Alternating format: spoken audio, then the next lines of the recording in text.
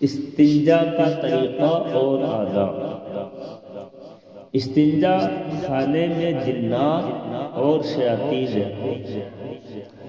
اگر جانے سے پہلے بسم اللہ پڑھ لی جائے تو اس کی برکت سے وہ ستر دیکھ نہیں سکتے۔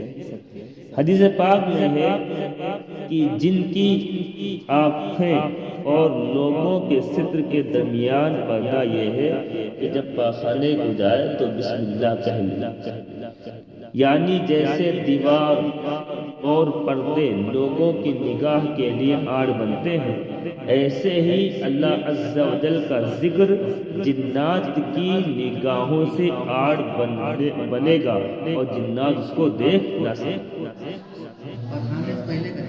ہاں، جب استنجا جائیں اللہ عز و جل کا ذکر جنات کی نگاہوں سے آڑ بنے گا اور جنات اس کو دیکھ نہ سکیں گے۔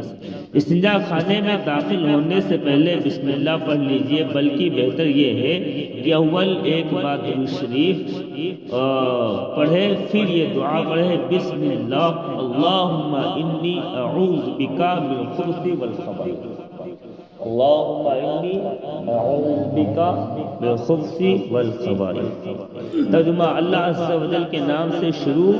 یا اللہ، میں ناپاک جنوں اور جنن سے تیری پناہ مانگتا ہوں۔ پھر پہلے الٹا قدم استنجا خانے میں رکھ کر داخل ہو، سر ڈھانپ کر استنجا کرے۔ ننگے سر استنجا خانے میں داخل ہونا ممنوع ہے۔ جب پیشاب کرنے یا قضائے حاجت کے لیے بیٹھے تو منہ اور پیٹھ دونوں میں سے کوئی بھی قبلے کی طرف نہ ہو۔ اگر بھول کر قبلے کی طرف منہ یا پیٹھ کر کے بیٹھ گئے تو یاد آتے ہی فوراً قبلے کی طرف سے اس طرح رخ بدل لے، کم سے کم 45 ڈگری سے باہر ہو جائے۔ اس میں امید ہے کہ فوراً اس کے لیے مغفرت بخشش فرما دی جائے۔ بچوں کو بھی قبلے کی طرف منہ یا پیٹھ کر کے پیشاب یا پاخانہ نہ کرائیں۔ اگر کسی نے ایسا کیا تو وہ گنہگار ہو۔ جب تک قضاء حاجت کے لیے بیٹھنے کے قریب نہ ہو، کپڑا بدن سے نہ ہٹائے، نہ ہی ضرورت سے زیادہ بدن کھولے۔ پھر دونوں پاؤں ذرا کشادہ کھلے کر کے بائیں یعنی الٹے پاؤں پر زور دے کر بیٹھے۔ اس طرح بڑی آنت کا منہ کھل جاتا ہے اور اجابت آسانی سے ہوتی ہے۔ کسی دینی مسئلے پر غور نہ کریں، محرومی کا باعث ہے۔ اس وقت چھینک، سلام یا اذان کا جواب زبان سے نہ دیں۔ اگر خود چھینکے تو زبان سے الحمدللہ نہ کہے بلکہ دل میں کہے۔ بات چیت نہ کرے، اپنی شرمگاہ کی طرف نہ دیکھے۔ اس نجاست کو نہ دیکھے جو بدن سے نکلی ہے۔ خواہ مخواہ دیر تک استنجا خانے میں نہ بیٹھے، بواسیر ہونے کا اندیشہ ہے۔ پیشاب خانے میں نہ تھوکے، نہ ناک صاف کرے، نہ بلا ضرورت کھکھارے، نہ بار بار ادھر ادھر دیکھے، نہ بیکار بدن چھوئے، نہ آسمان کی طرف نگاہ کرے، بلکہ شرم کے ساتھ سر جھکائے رہے۔ قضاء حاجت سے فارغ ہونے کے بعد پہلے پیشاب کا مقام دھوئے، پھر پاخانے کا مقام۔ پانی سے استنجا کرنے کا مستحب طریقہ یہ ہے ذرا کشادہ یعنی کھلا ہو کر بیٹھے اور سیدھے ہاتھ سے آہستہ آہستہ پانی ڈالے۔ الٹے ہاتھ کی انگلیوں کے پیٹ سے نجاست کے مقام کو دھوئے۔ انگلیوں کا سرا نہ لگے۔ پہلے بیچ کی انگلی اونچی رکھے، پھر اس کے بعد اس کے برابر والی، پھر اس کے بعد چھوٹی والی انگلی کو اونچی رکھے۔ لوٹا اونچا رکھے کہ چھینٹے نہ پڑے۔ سیدھے ہاتھ سے استنجا کرنا مکروہ ہے۔ دھونے میں مبالغہ کریں، یعنی سانس کا دباؤ نیچے کی جانب ڈالے، یہاں تک کہ اچھی طرح نجاست کا مقام دھل جائے، یعنی اس طرح کی چکنائی کا اثر باقی نہ رہے۔ اگر روزہ دار ہو تو پھر مبالغہ نہ کرے، اگر روزہ دار ہو تو بس زیادہ زور نہ دے سانس کرے۔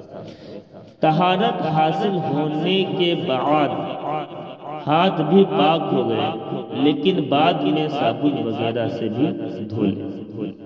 جب استنجا خانے سے نکلے تو پہلے سیدھا قدم باہر نکالیں، اور باہر نکالنے کے بعد اول درود شریف کے ساتھ یہ دعا پڑھیں: الحمدللہ الذی اذھب عنی عزا وعافانی، الحمدللہ الذی اذھب عنی عزا وعافانی۔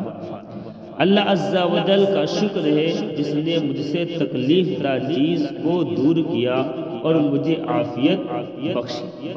بہتر یہ ہے کہ ساتھ میں یہ بھی دعا ملا لے، یعنی اس طرح دونوں حدیثوں پر عمل ہو جائے گا۔ غفرانک، کیا غفرانک، یہ تو پڑھی غفرانک، یہ دوسری حدیث۔ ایک حدیث میں الحمدللہ الذی اذھب عنی وعافانی ہے، ایک حدیث میں غفرانک۔ بسم اللہ پڑھے پھر شکر کے غفران کا کہنے تب بھی دعا ہو جائے گی۔ بل میں پیشاب کرنا، بل سمجھتے ہیں سوراخ میں۔ رحمت عالم آقائے دو جہاں، دانائے غیوب شافی روز شمار، مکی مدنی مصطفیٰ حبیب کبریا صلی اللہ علیہ وسلم کا فرمان شفق نشان ہے، تم میں سے کوئی شخص سوراخ میں پیشاب نہ۔ اس کا جو ہے دھیان رکھیں، کبھی باہر جو پیشاب کریں اس کو دیکھیں۔ حمام میں پیشاب کرنا، حمام یعنی غسل خانے میں۔ سرکار صلی اللہ علیہ وسلم نے فرمایا کوئی غسل خانے میں پیشاب نہ کرے، پھر اس میں نہائے یا وضو کرے، اکثر وسوسہ سے پیدا ہوتا ہے۔